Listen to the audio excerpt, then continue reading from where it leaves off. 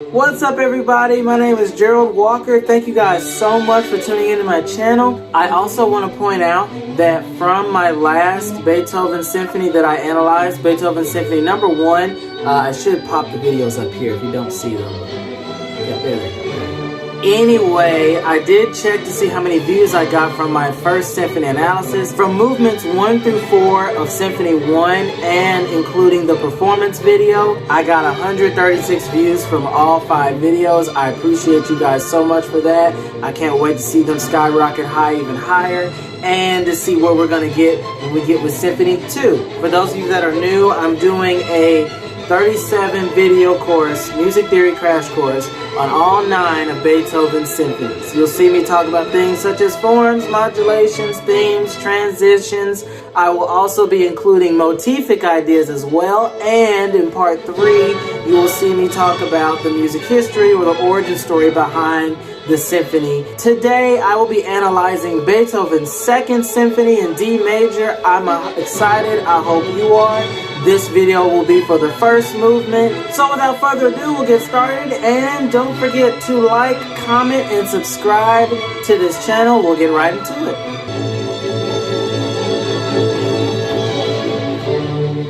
Alright, so we'll go ahead and get started. The first movement is in Sonata-Allegro Form. Again with this, right? I'll keep talking about this. I think pretty much every single video I define what Sonata-Allegro Form is. But, again, I don't know if you're new, I don't know if you've been watching, so I'm going to just be sure that everyone knows what it is. Sonata-Allegro Form in classical music is a very common form throughout this period. It is basically divided up into 3 big sections. The first section is the Exposition, where the composer introduces 3 themes. Theme 1, Theme 2, and the closing theme to end the exposition. Then the second part is the development section, where the composer can develop any material that he or she has introduced in the very beginning of the symphony, whether it be from anywhere in the exposition. Theme 1, transitions, Theme 2, closing theme, whatever. From anything. Finally, the third section is the Recapitulation section. This section is basically a copy and paste of the exposition. Only difference is we stay in the same key throughout the whole entire time, the home key that is, instead of going to the 5 of that key, where in the exposition that's what you're doing, specifically for Theme 2. You also might get either a slow introduction before the exposition section, or you might get a coda at the very end of the recapitulation. These 2 sections are both optional. You don't have to have them, but dealing with Beethoven, we're gonna get it. So jumping right into it, the very first movement of Beethoven's 2nd Symphony starts out with a slow introduction, and everyone in the orchestra is opened up with this motific idea of the 32nd note to the dotted quarter. This was also the very first time I will also be talking about motific ideas. What is a motif?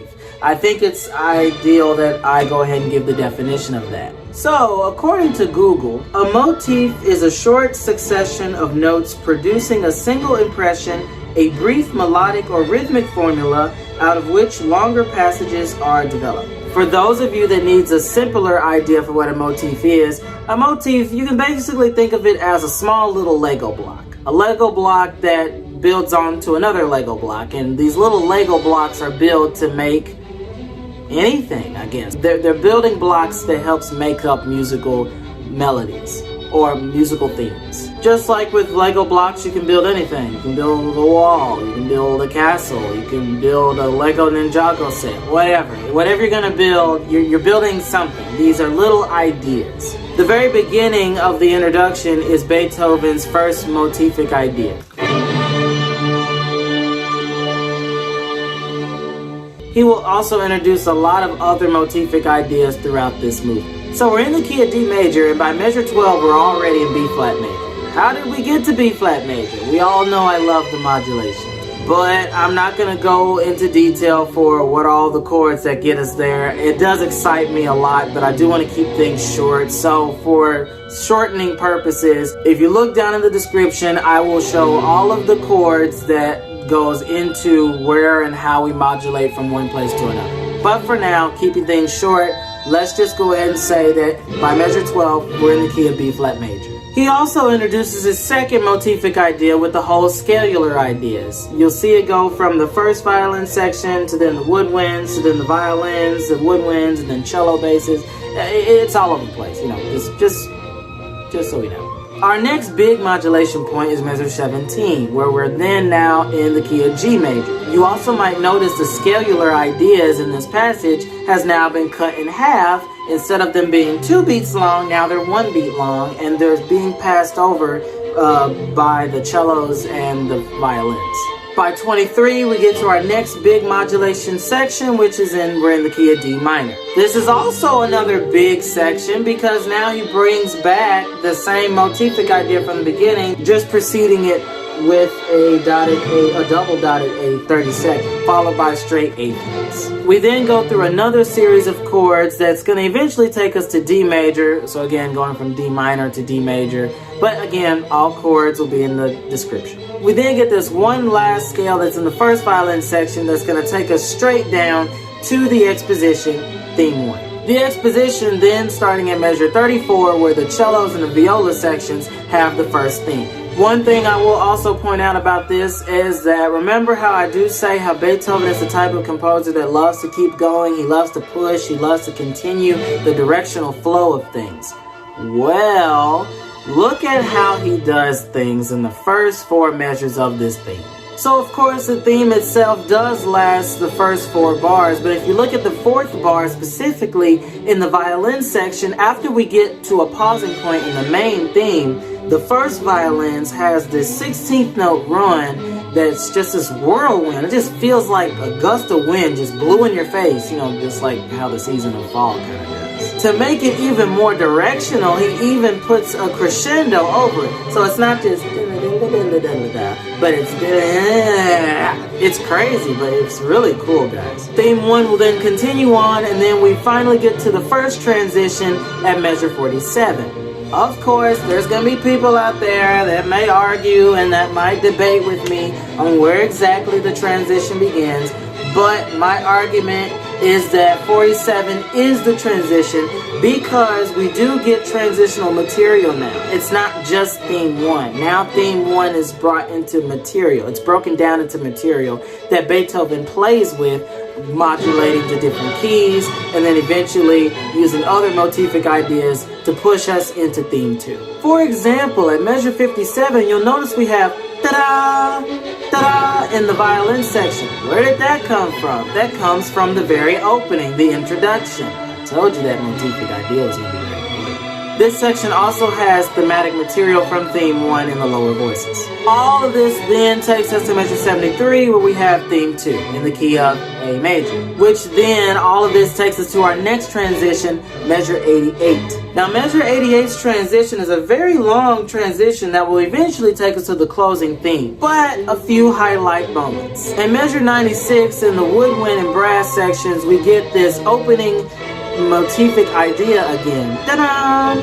Ta-dam! And then at 102, we get this da-da-da-dum, this motific idea from theme 1. This is played within the strings, by the way.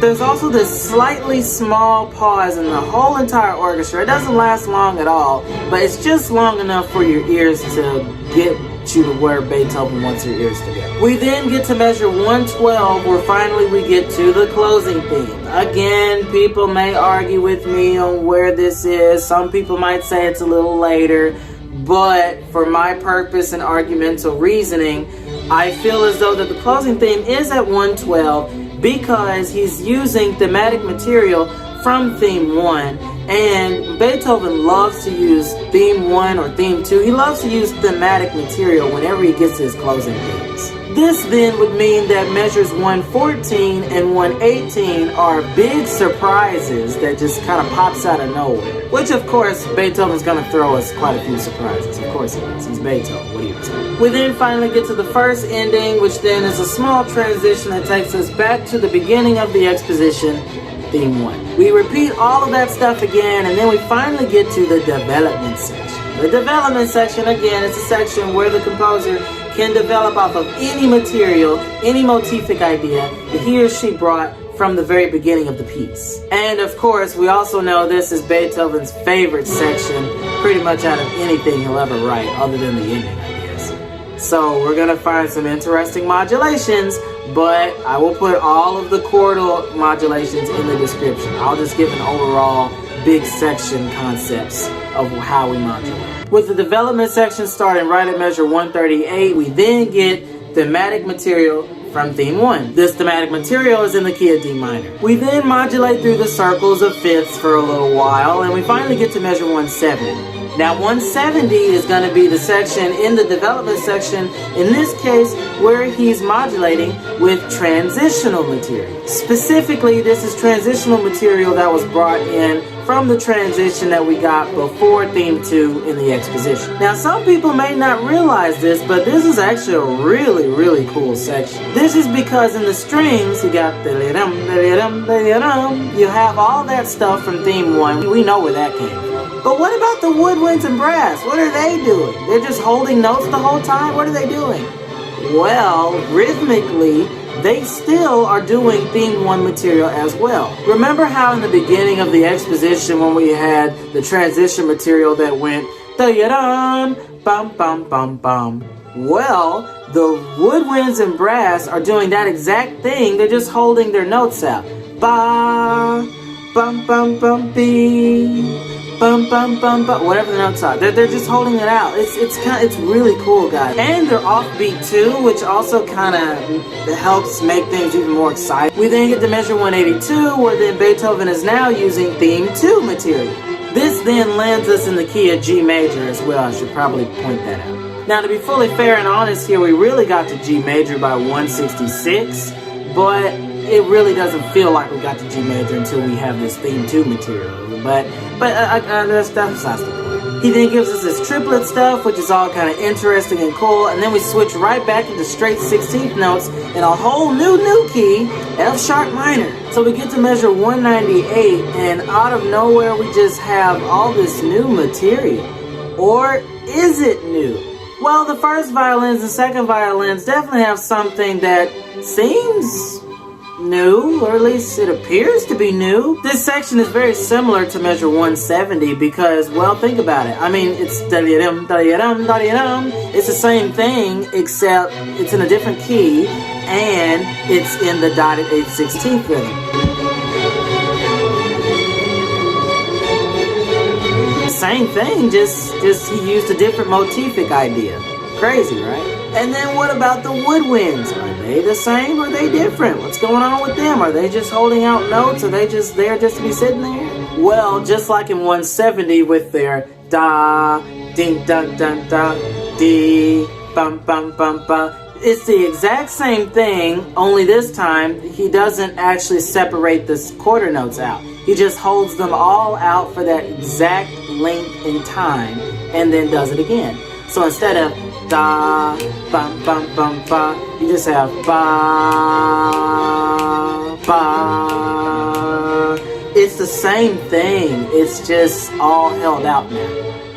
That's crazy, right? We then get to measure 206, just like he did with the violins back in the closing theme, with the whole arpeggiated stuff falling down. He does the same thing again here, and on top of that, in the first violins, he brings back this rhythm again that was first introduced from the very beginning of the piece. And then we get to one of Beethoven's remarkable ways on how to modulate back home. Because right now, we're in the key of F sharp minor. How on earth are we going to get back to D major with 2 sharps? Well, in 211, he gives us a C sharp major chord, strongly emphasizing C sharp. In the next measure, he strips away the chord, only leaving C sharp. So now he can make C sharp anything he wants to. Sure enough, a few bars later, he adds an A in there, making C sharp the major third of an A major minor 7th chord, which then the violins will then bring us down to this running scale, right back to measure 216, where we're back to the recapitulation in D major, theme 1. What's also kind of cool is it's pretty much the exact same scale that he brought us from out from the introduction section into the exposition. It's the same scale, kind of. I mean, no, is it? No, it's the exact same scale. I'm telling you, people wanted to call Mozart a genius. This man is a genius. So at measure 216, back in the key of D major, we're finally back to the recapitulation. Just a reminder, this is the third part of Sonata-Allegro Form, the recapitulation, where we basically do everything we did in the exposition. We just now stay in the key of D major the entire time. With this being said, we get to the transition at measure 229. Then we get to theme 2 by measure 245. The other transition by 260. And we get to the closing theme at 284. And as I mentioned before, in Sonata-Allegro Form, you might get an optional ending as well, which in this case we do get. This optional ending being a coda. Beethoven gives us this coda at measure 310. We then play around with theme 1 material a little bit, and then we get something that's really cool. So if you look carefully at measure 316, he actually brings back the closing theme material that we had back in the exposition. It's kind of cool how he does this stuff, guys. Just bringing back material. We're just like, is this all new? I mean, it sounds familiar, but I don't know. It's just all brand new to me. But it's really exciting, and it keeps you awake. We then get this chromatic material that's in the cello and basses in measure 326. This then takes us to a very shocking, ear-driving chord that's just insane. At measure 336, we get an A major minor 7th chord, A, C sharp, E, G, with an additional suspension of 6 going to 5. So this F sharp is in there too, which clashes with the 7th G, and the 7th note is already stressful. So we add an additional note to make it even more stressful. Oh, it's just crazy. It's just jarring. It's like, why? But it's really cool, I think. We then get to measures 340 and 344, where he basically brings back this developmental material that he did earlier. You remember that F sharp minor section, the one that goes dun dun dun dun dun dun dun dun dun dun dun dun dun dun. Well, this is basically that section, only this time he uses straight quarter notes at first, and then in measure 344 he flips like which one is higher. In the development section, the quarter note was always higher than the dotted rhythm. Now the dotted rhythm is higher than the quarter note, so it's dun dun dun dun dun dun dun. We then get this really big section at 350 where the entire orchestra is practically together doing theme 1 thematic material with the open introduction motific idea. We then go back and forth with the introduction motific idea between the woodwinds, brass, and strings, and then we sure enough end very solidly, basically exactly how we started. Everyone on D, everyone with the introduction rhythm. It's just so great, guys. With this being said, you guys, I hope that you enjoyed the analyzing of Beethoven's Second Symphony, first movement, and just as usual, after this, you will now get the self-made presentation of Beethoven conducting. I hope you enjoy, I hope you like it, and I will see you all at the end of this video clip. Thanks so much.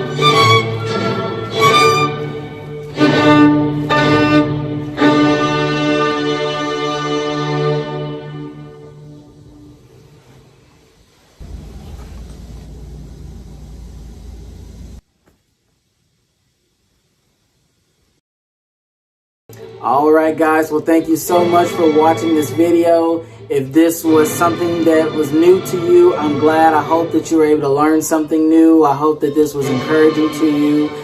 For those of you that knows all this stuff, or maybe it's just kind of already is a theory whiz kid like I am, then I hope that you'll pass along this video to somebody that might be interested, or that you'll at least recommend my channel for those that are interested in more analyzing of classical music, or maybe it's just interested in more funny material. Throughout this week, I will be trying my absolute hardest to get out all the rest of the videos for this second symphony. With that being said, you guys, I will see you next time. Do not forget to like, to comment, and subscribe to this channel. I will see you guys for Movement 2, Beethoven Symphony 2. Thanks so much.